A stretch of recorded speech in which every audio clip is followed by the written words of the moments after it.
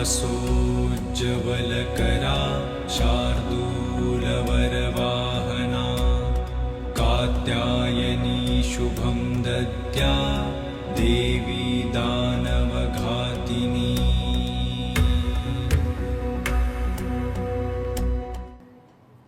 नमस्कार, मैं हूं आपके साथ प्राची पार्षद। नवरात्र के 9 दिनों में देवी के 9 रूपों की विशेष आराधना की जाती है। कल नवरात्र का छठा दिन है। नवरात्र के छठे दिन मां कात्यायनी की विधि विधान से पूजा की जाती है। तो आइए सबसे पहले जानते हैं कौन है मां कात्यायनी और उनका स्वरूप क्या है।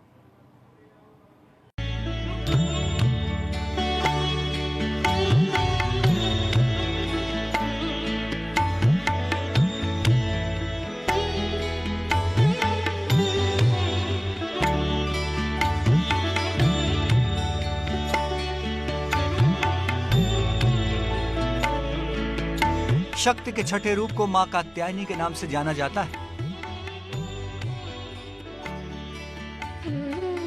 नवरात्रि के छठे दिन मां कात्यायनी की ही पूजा होती है।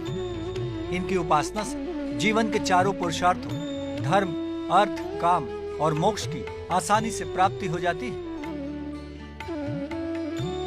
महिषासुर का वध करने के कारण मां को महिषासुर मर्दिनी के नाम से भी जाना जाता है। सिंह पर सवार मां अपने भक्तों की मनचाही मुराद पूरी करती है। मां कात्यायनी का स्वरूप विशेष और बेहद भव्य है। जब राक्षस महिषासुर का अत्याचार बहुत बढ़ गया तो ब्रह्मा, विष्णु और महेश ने अपना तेज देकर देवी कात्यायनी को पैदा किया। महर्षि कात्यायन के तप से प्रसन्न होकर मां दुर्गा ने उनके घर पुत्र रूप में जन्म लेने का आशीर्वाद दिया। अश्विन मास की कृष्ण चतुर्दशी को देवी कात्यायनी महर्षि कात्यायन के घर पुत्र रूप में पैदा हुई। ऋषि कात्यायन ने ही पुत्र रूप में सबसे पहले देवी का पूजन किया। महर्षि कात्यायन की प्रार्थना स्वीकार कर देवी ने दशमी के दिन महिषासुर का वध कर देवताओं को उसके आतंक से मुक्त कराया था। महिषासुर मर्दन के बाद शुंभ निशुंभ नाम के राक्षसों से भी मां कात्यायनी ने ही देवताओं को मुक्ति दिलाई थी।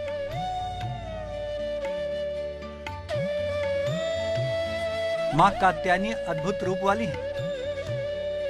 नवरात्र के छठे दिन साधक का मन आज्ञा चक्र में स्थित रहता है। योग साधना में आज्ञा चक्र का खास महत्व होता है। साधक का मन आज्ञा चक्र में स्थित होने के कारण देवी कात्यायनी के आसानी से दर्शन मिलते हैं। मां कात्यायनी का रूप भव्य और प्रभावशाली है। मां का रूप सोने की तरह चमकीला है। देवी कात्यायनी की 4 भुजाएं हैं। दाईं ओर का एक हाथ अभय मुद्रा में स्थित होता है और एक हाथ वर मुद्रा में विद्यमान है। मां के बाईं तरफ के एक हाथ में तलवार है और एक हाथ में कमल का फूल मौजूद रहता है। मां कात्यायनी सदैव शेर पर सवार रहती है। कहते हैं जो कोई भी भक्त सच्चे मन से मां कात्यायनी के ध्यान मंत्र का जाप कर उनकी पूजा करता है, मां कात्यायनी प्रसन्न होकर उसकी मनोकामना जरूर पूरा करती है। मां कात्यायनी का ध्यान मंत्र है चन्द्रहासोज्ज्वलकरा शार्दूलवरवाहना कात्यायनी शुभं दद्या देवी दानवघातिनी।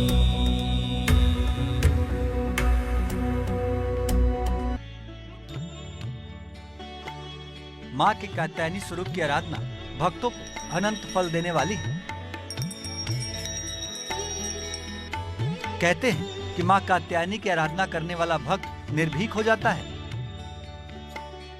और अपने शत्रुओं को परास्त कर जीवन के हर क्षेत्र में सफलता प्राप्त करता है।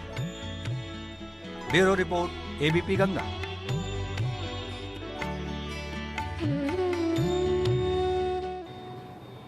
तो कल यानी नवरात्र के छठे दिन आप मां कात्यायनी को कैसे प्रसन्न कर सकते हैं, कैसे विधि विधान से उनकी पूजा कर सकते हैं, यही हम जानने की कोशिश करेंगे। हमारे साथ शालिनी कृष्णा ज्योतिषाचार्य जुड़ गई हैं। बहुत स्वागत है शालिनी जी आपका एबीपी गंगा पर।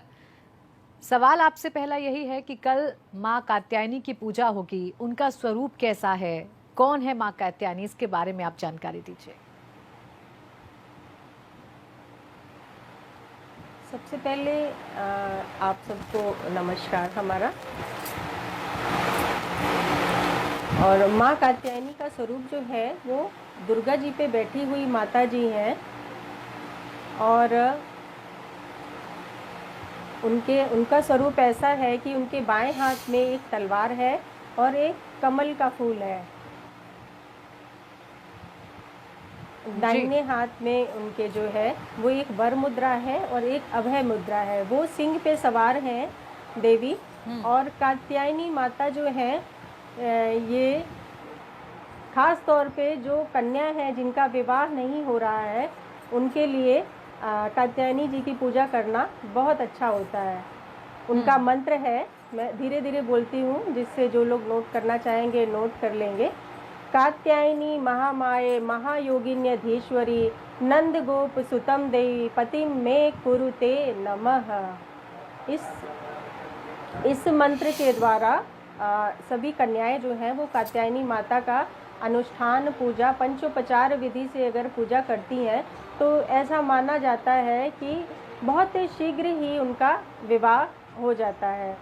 तो कात्यायनी माता वैसे भी नवरात्रि न भी हो तो भी कात्यायनी माता का पूजन करने से विवाह शीघ्र होता है, ऐसा कहा गया है। तो अब जब नवरात्रि का ही समय है और नवरात्रि के समय में ये जो छठा दिन है ये हमारी कात्यायनी माता का दिन है, तो अगर हम पूरे नियम पूर्वक इनकी पूजा करते हैं तो इसमें कोई संदेह नहीं है कि अगला नवरात्रि आने से पहले ही उस कन्या का विवाह योग्य वर से हो जाए। बिल्कुल, यही माँ कात्यायनी का स्वरूप है। और क्या फल देती है माँ कात्यायनी ये भी आपने बताया। शालिनी जी, ये भी आपसे जानना चाहेंगे कि जब हम माँ कात्यायनी की पूजा करें तो क्या विधि विधान होने चाहिए, किस विधि विधान के तहत माँ की पूजा करें ताकि माँ जल्दी प्रसन्न हो जाए? जी, माता के पूजा के लिए सबसे पहले तो हम लाल रंग के वस्त्रों का चयन करें, खुद भी स्वयं भी लाल वस्त्रों का चयन करें। प्रातःकाल ब्रह्म मुहूर्त में उठकर स्नान करके उसके बाद लाल वस्त्रों को हम पहनेंगे और लाल वस्त्रों को पहनने के पश्चात गंध, पुष्प, धूप, दीप, नैवेद्य इन सारी चीज़ों को इकट्ठा करके एक एक कर माता पे अर्पित करेंगे। और गंध मतलब हो गया हमारा इतर, पुष्प, फूल, धूप, धूपम, अगरबत्ती, दीप यानी दीपक और नैवेद्य। तो नैवेद्य मतलब प्रसाद। इस तरीके से हम उनको ये शॉर्ट में पूजा है क्योंकि आजकल किसी के पास इतना समय नहीं होता है, तो ये लघु रूप में अगर इतना भी व्यक्ति कर लेता है तो बहुत ये लाभकारी ये पूजा होगी उनके लिए माता। और ये जो मंत्र हमने अभी बताया वो मंत्र, और या तो एक दूसरा मंत्र मैं अभी बताती हूँ, या देवी सर्वभूतेषु कात्यायनी रूपेण संस्थिता नमस्तस्यै नमस्तस्यै नमस्तस्यै नमो नमः। इस मंत्र के द्वारा जो है वो पूजा कर सकते हैं और अपने इष्ट की प्राप्ति कर सकते हैं, अपने वर की प्राप्ति हो सकती है। दूसरी एक चीज़ और मैं यहाँ कहना चाहूँगी कि वर तो प्राप्त होगा ही, ये कम लोग जानते हैं कि कात्यायनी देवी का छठा दिन है और कुंडली का जो छठा भाव होता है वो शत्रुनाश के लिए होता है और कर्ज माफी कर्ज का होता है।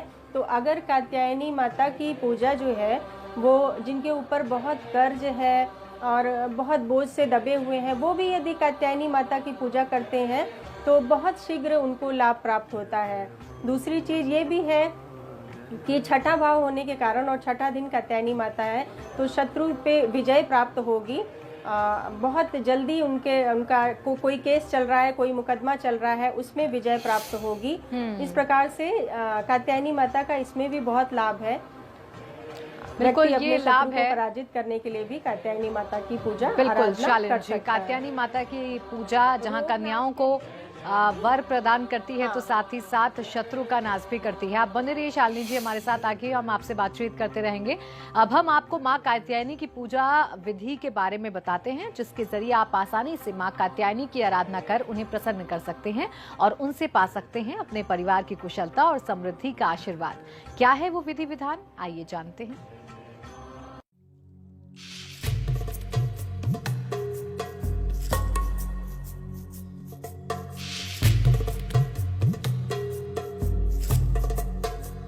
नवरात्र के छठे दिन मां कात्यायनी की पूजा का विशेष फल है। इस दिन मां की कृपा से भक्त को हर कार्य में सफलता प्राप्त होती है। मां कात्यायनी का जैसा दिव्य रूप है, वैसी ही उनकी पूजा की विधि है। मां की पूजा विधि विधान से करने पर मां कात्यायनी बहुत जल्द प्रसन्न हो जाती है। आइए जानते हैं मां कात्यायनी की पूजा कैसे करनी चाहिए। माता कात्यायनी की पूजा प्रदोष काल यानी गोधूली बेला में करना श्रेष्ठ माना गया है।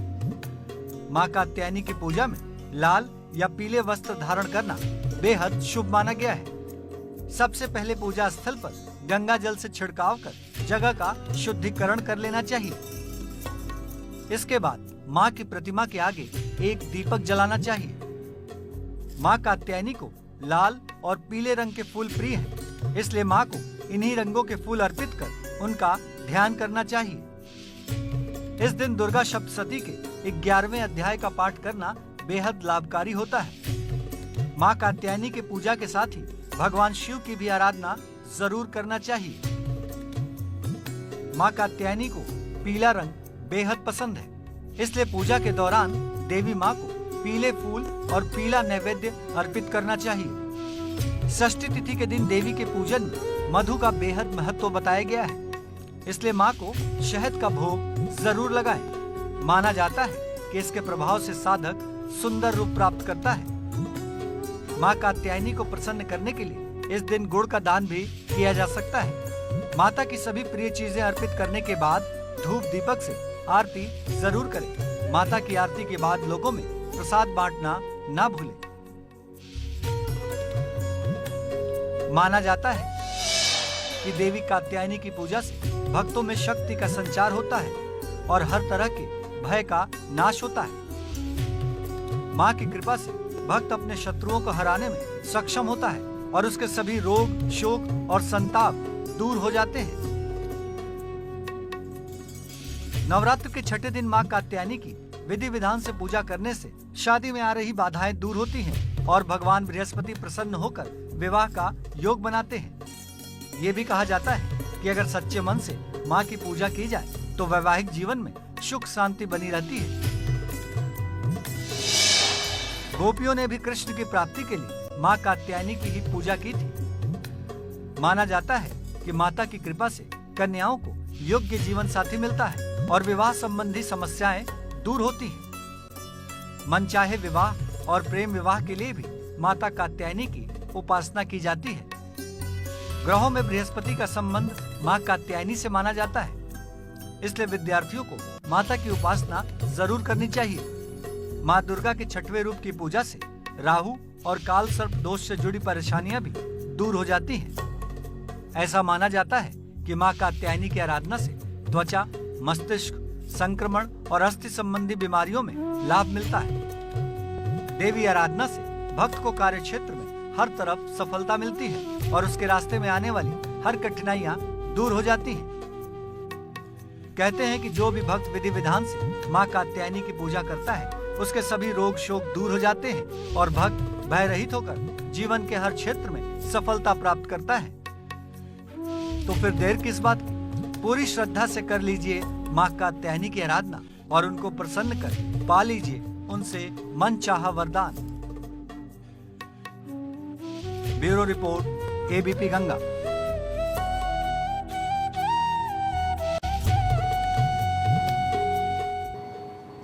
तो रिपोर्ट के जरिए भी हमने आपको समझाया, साथ ही साथ हमारे साथ खास मेहमान बनी हुई हैं शालिनी जी ने भी हमें बताया कि किस तरीके से मां कात्यायनी की पूजा की जाती है। एक बार फिर से हम उनका ही रुख करेंगे और उनसे जानेंगे कुछ सवालों के जवाब। आपसे अब ये जानना चाहेंगे शालिनी जी कि अगर हम मां कात्यायनी की पूजा कर रहे हैं, विधि विधान हमने जान लिया, लेकिन वो कौन से काम हैं, वो कौन सी गलतियां हैं जो हम ना करें, जिसकी वजह से मां रुष्ट भी हो सकती हैं, क्रोधित भी हो सकती हैं? जी, पहली चीज़ तो माँ तो गलती क्षमा करने के लिए होती है। अपनी माँ हो या देवी माता हो, सब गलतियों को माफ़ करती है। इसीलिए हमारे यहाँ पूजा में क्षमा याचना का विधान है। सारी पूजा के पश्चात हम लोग क्षमा याचना करते हैं। हैं। तो लेकिन फिर भी कुछ छोटी छोटी सी कुछ ऐसी चीज़ें हैं जिनको आदमी ध्यान रखे कि जीवन में ना करे, नवरात्रि के पूरे ही नवरात्रि के दिनों में ना करे। जैसे झूठ बोलना, कोई प्रकार की चोरी करना, जो भी गलत काम है वो कोई भी माता को पसंद नहीं हो सकते किसी कीमत में, किसी के दिल को दुख देना। बाकी पूजा में अगर हमारा मन का भाव अच्छा है, अगर मेरे मन के अंदर श्रद्धा अच्छी है, तो माता वो हमारे मन का भाव पढ़ लेती हैं और हमसे जो इस तरीके की गलतियाँ छोटी मोटी हो जाती हैं उनको वो माफ़ करती हैं, वो हमारा भाव देखती हैं। तो क्योंकि कई प्रकार की पूजा विधियाँ प्रचलित है, कहीं पर किसी प्रकार से पूजा होती है, कहीं पर किसी प्रकार से होती है। कुछ लोग कहते हैं ये चढ़ाओ, ये मत चढ़ाओ। तो सबसे अच्छा तो यही है कि बाद में हम क्षमा प्रार्थना करें और हमारे मन का भाव एकदम निर्मल हो, हम पूरे मन से माता के लिए बिल्कुल समर्पित हों। तो ये बिल्कुल प्रामाणिक है कि नवरात्रि के दिनों में सच्चे मन से की हुई पूजा का फल त्वरित प्राप्त होता है, तुरंत प्राप्त होता है। लेकिन ये जरूरी है कि हमारी भावना कैसी है। बाकी तो पूजा विधि आदमी पंचोपचार पूजा का जो विधान हमने पहले बताया कि गंध, पुष्प, धूप, दीप, नैवेद्य ये हम अर्पित करेंगे। और हमारा शास्त्र, हमारा सनातन धर्म तो इतना महान है कि हमारे यहाँ तो ये भी है कि अगर हमारे पास चीज़ें उपस्थित ना हो, जैसे मेरे पास गंध नहीं है, पुष्प नहीं है, तो हम मन में सोचकर मानसिक रूप से हम देवी को समर्पित कर सकते हैं। हम मन से सोचेंगे कि हम माता को इत्र लगा रहे हैं, हम मन से सोचेंगे कि हम माता को पुष्प चढ़ा रहे हैं, वो सारा माँ को मिलता है। वो ऐसा नहीं है कि हमको दिखावा करना है। तो हमारे पास अगर चीज़ों का अभाव भी है तो भी हम मानसिक पूजा के द्वारा माता को प्रसन्न कर सकते हैं। तो ऐसा बिल्कुल ही भक्तगण अपने मन में ऐसा न सोचें कि हम अगर हल्दी की गांठ नहीं चढ़ाए तो मेरा कुछ गलत हो जाएगा, मूर्ति हमसे वस्त्र गलत चढ़ा दिए तो गलत हो जाएगा। ऐसा कभी भी कुछ भी नहीं होता है। कोई भी माँ कभी भी अपने पुत्र का, बच्चों का नुकसान नहीं कर सकती, वो कल्याण ही करती है। इसीलिए वो मन के भाव देखती है, आपका मन कैसा है। हम अगर दूसरों के माँ है तो ममतामयी है, करुणामयी है, बस उन्हें सच्चे मन से उनकी पूजा करनी है और उन्हें प्रसन्न कर लेना है। आप बने रहिएगा शालिनी जी हमारे साथ। फिलहाल एक छोटे से ब्रेक के लिए रुक रहे हैं, जल्द वापस लौटेंगे।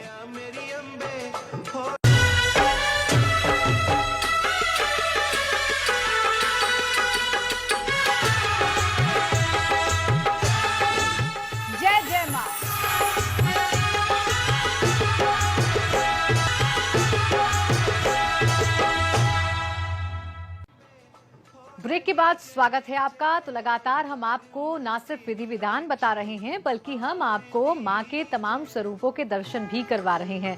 खास मेहमान शालिनी जी लगातार हमारे साथ बनी हुई हैं, उनका भी हम रुख करेंगे। लेकिन उससे पहले माँ दुर्गा के शक्तिपीठों में एक शक्तिपीठ है बलरामपुर का प्रसिद्ध देवीपाटन मंदिर, जहाँ दूर दूर से हजारों भक्त अपनी मनोकामनाएं लेकर माता के दरबार में हाजिरी लगाने के लिए पहुँचते हैं।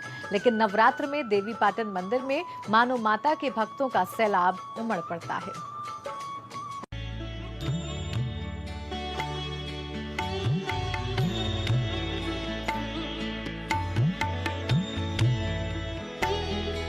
माता के 52 शक्तिपीठों में से एक बलरामपुर का प्रसिद्ध देवीपाटन मंदिर भी है।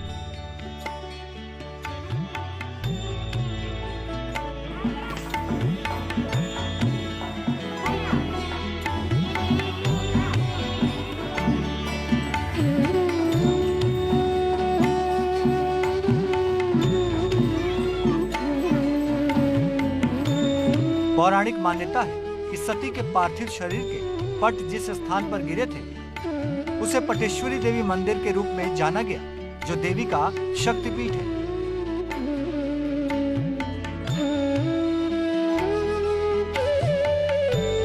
तो इसलिए मैं जब भी यहाँ आता हूँ, मैं यहाँ हमेशा माथा टेकने आता हूँ एक बार।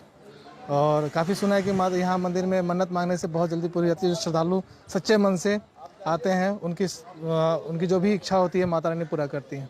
12 साल से हम लखीमपुर से आते हैं और इधर यहाँ पे मनोकामना पूरी भी होती है और बहुत पुराना मंदिर है।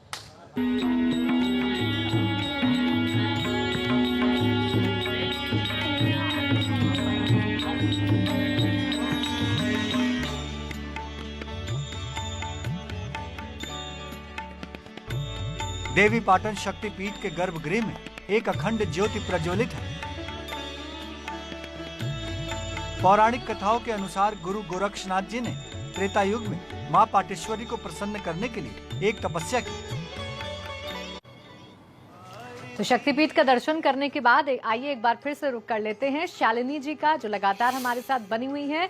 शालिनी जी, कुछ खास उपाय आप बताएं नवरात्र में जो श्रद्धालु करें जिनसे अच्छे फल उनको प्राप्त हों। जी बिल्कुल। सबसे पहले तो अगर हम कात्यायनी माता के ही बारे में बताते हैं कि जो लंबे समय से कन्याएं जो विवाह के लिए बहुप्रतीक्षित हैं, उनका विवाह किसी कारणवश नहीं हो पा रहा है, वो जो हमने मंत्र बताया, कात्यायनी महामाये महायोगिन्यधीश्वरी नंद गोप सुतम देवी पतिम में कुरुते नमः, इस मंत्र को वो 108 बार, कल है षष्ठी, कल इस मंत्र को वो मात्र 108 बार जो विधि हमने बताई उस प्रकार से अगर वो पूजा करती हैं तो निर्जला रहकर, लेकिन उसमें जल ग्रहण नहीं करना होगा जी। निराहार रहकर अगर वो इस तरीके से करती हैं तो निस्संदेह है उनको बहुत उनके मनोनुकूल वर की प्राप्ति होगी। तो सबसे पहला तो यही बिल्कुल, है, सच्चे श्रद्धा भाव से हमें माँ को मनाना है और नवरात्र में नवदुर्गा की पूजा होती है और हर स्वरूप का अपना एक अलग महत्व है। शुक्रिया आपका शालिनी जी हमारे साथ जुड़ने के लिए और हमें तमाम जानकारी देने के लिए। इसी के साथ हमारी खास पेशकश में बस इतना ही। आप देखते रहिए एबीपी गंगा।